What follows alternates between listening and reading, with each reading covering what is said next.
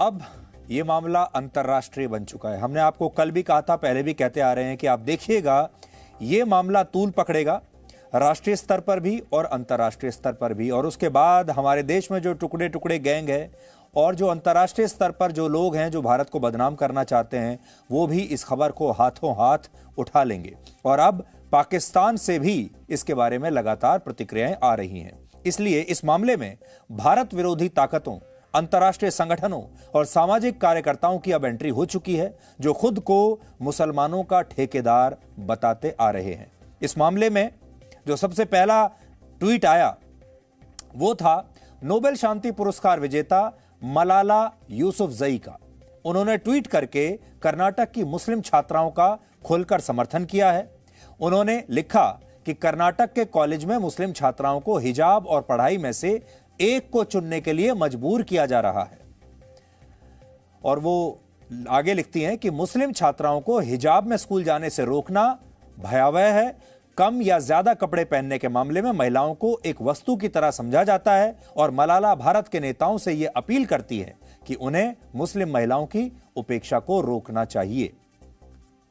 मलाला यूसुफजई वही सामाजिक कार्यकर्ता हैं जिन्होंने तालिबान की कट्टरपंथी सोच के खिलाफ संघर्ष करते हुए यह कहा था कि मुस्लिम महिलाओं के लिए धर्म से ज्यादा जरूरी है शिक्षा। और इसके बाद वर्ष 2012 में तालिबान के आतंकवादियों ने उन्हें गोली मार दी थी। उनकी किस्मत अच्छी थी कि वो बच गई। लेकिन आज वही मलाला भारत के मामले में शिक्षा से ज्यादा हिजाब को जरूरी मान रही हैं, जिससे उनके दोहरे मापदंडों के बारे में पता चलता है। 2013 में मलाला द्वारा एक पुस्तक लिखी गई थी जिसका नाम है आई एम मलाला। आज मैं लेकर आया हूं उस पुस्तक को, देखिए, आई एम मलाला।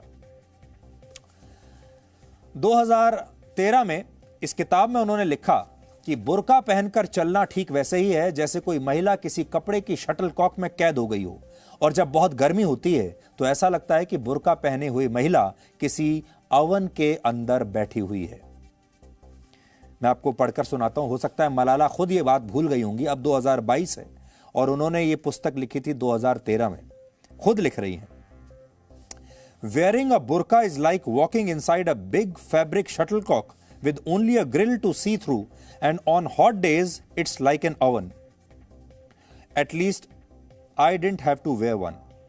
ये अब खुशकिस्मती बता रही है कि मुझे नहीं पहननी पड़ी, मुझे ये ऐसा हिजाब बुर्का नहीं पहनना पड़ा, मैं किस्मत वाली हूं।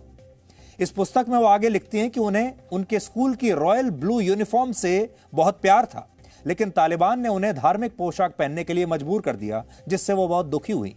लेकिन आज वही मलाला कर्नाटक की मुस्लिम छात्राओं से कह रही हैं कि स्कूल की यूनिफॉर्म न पहनना उनका अधिकार है, संवैधानिक अधिकार है, और उन्हें हिजाब पहनकर ही स्कूल जाना चाहिए। देखिए, ये होता है, हम लोग इन्हें बहुत बड़ा शांति दूत मान लेते हैं, सोचते हैं कि इन्हें नोबेल पीस प्राइज मिल गया तो ये तो जो बात कहेंगे सही कहेंगे। लेकिन सबसे ज्यादा विरोधाभास इन्हीं लोगों की बातों में आपको दिखाई देगा। इन्होंने बड़े बड़े पुरस्कार तो जीत लिए, लेकिन आप खुद देख सकते हैं इनके डबल स्टैंडर्ड्स क्या हैं।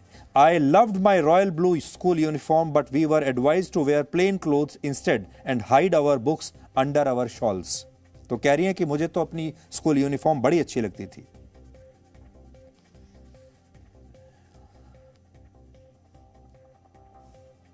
एक बड़ा विरोधाभास यह भी है कि जिस नॉर्वे ने मलाला यूसुफजई को नोबेल शांति पुरस्कार से सम्मानित किया था, उसी देश नॉर्वे में वर्ष 2018 में एक कानून लाया गया था जिसके तहत वहां के सभी स्कूल और कॉलेजों में बुर्का पहनने पर प्रतिबंध लगा दिया गया था। यानी नॉर्वे में मुस्लिम छात्राएं बुर्का नहीं पहन सकती। इसलिए आज हम मलाला से यह पूछना चाहेंगे कि वो नॉर्वे में बुर्के से बैन हटाने की मांग क्यों नहीं करती। उन्होंने यही बात नॉर्वे की सरकार को क्यों नहीं लिखी, और इसके लिए विरोध में वो अपना नोबेल शांति पुरस्कार लौटा क्यों नहीं देती।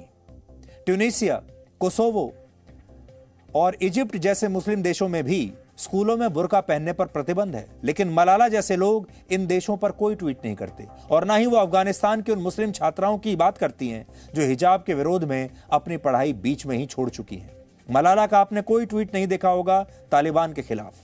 मलाला ने बर्मिंघम के एजबेस्टन हाई स्कूल और ऑक्सफोर्ड यूनिवर्सिटी में पढ़ते हुए कभी बुर्का या नकाब नहीं पहना। लेकिन वो भारत में लड़कियों के बुर्का या हिजाब पहनने की मांग को उनका संवैधानिक अधिकार बताती हैं। तस्वीरें आप देख लीजिए, जब मलाला स्कूल जाती थी, जब वो बाद में ब्रिटेन शिफ्ट कर गई थी, और ब्रिटेन में जब वो स्कूल जाती थी तो कैसे जाती थी आप खुद देख लीजिए। लेकिन भारत की लड़कियों को उपदेश दे रही हैं।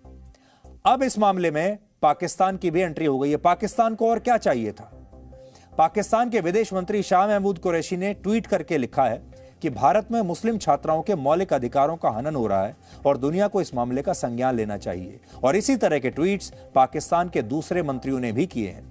पूर्व प्रधानमंत्री नवाज शरीफ की बेटी मरियम नवाज ने अपने ट्विटर प्रोफाइल की तस्वीर बदलकर कर्नाटक की उसी मुस्लिम छात्रा की तस्वीर लगा दी है जो कल अल्लाहू अकबर के नारे लगा रही थी। ये आप देखिए, ये मरियम नवाज शरीफ का नया ट्विटर प्रोफाइल है जो इस समय आपकी स्क्रीन पर है।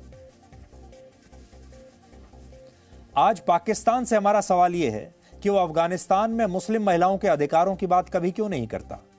एक और रिपोर्ट के मुताबिक पिछले 6 महीनों में अफगानिस्तान की 35% मुस्लिम छात्राएं इस वजह से अपने स्कूल नहीं गईं क्योंकि उन्हें लगता है कि अगर उन्होंने हिजाब नहीं पहना तो तालिबान के आतंकवादी उन्हें मार डालेंगे। लेकिन पाकिस्तान कभी अफगानिस्तान की बात नहीं करता, तालिबान की बात नहीं करता। एक बार भी पाकिस्तान ने नहीं कहा कि अफगानिस्तान की छात्राओं को स्कूल और कॉलेज जाने दिया जाए।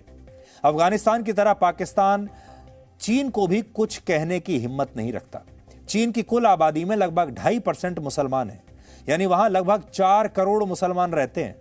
लेकिन चीन में मुसलमानों को ना तो लंबी दाढ़ी रखने का अधिकार है, ना ही वहां मुस्लिम महिलाएं बुर्का या हिजाब पहन सकती हैं। इसके अलावा चीन के शिनजियांग प्रांत में 10 लाख उइगर मुसलमानों को डिटेंशन सेंटर्स में भी हिरासत में रखा हुआ है। और चीन ने मोहम्मद, जिहाद, कुरान, मक्का, मदीना और इमाम जैसे 20 शब्दों पर प्रतिबंध लगाया हुआ है। यानी अगर वहां कोई परिवार अपने बच्चे का नाम मोहम्मद रखना भी चाहे तो उसे गिरफ्तार कर लिया जाता है। क्या पाकिस्तान में इतनी हिम्मत है कि वो चीन से इसके बारे में कोई सवाल पूछ सके? या दुनिया के जितने भी इस्लाम को मानने वाले देश हैं और जो इस्लाम के ठेकेदार हैं, क्या वो इतनी हिम्मत रखते हैं कि वो चीन से इस बारे में पूछ ले? और चीन ने अपने यहां सारे मुसलमानों को यह बता दिया है कि आपको इस्लाम का जो चीनी रूप है उसे मानना पड़ेगा। आप जो इस्लाम सोचते हैं वो अलग है और इस्लाम का जो चीनी वर्जन है, चाइनीज वर्जन, आपको उसे मानना पड़ेगा। वहां पर मस्जिदें भी उसी हिसाब से चलेंगी और तौर तरीके भी उसी के हिसाब से चलेंगे। Presenting B News app available on Google Play and App Store. Download it now.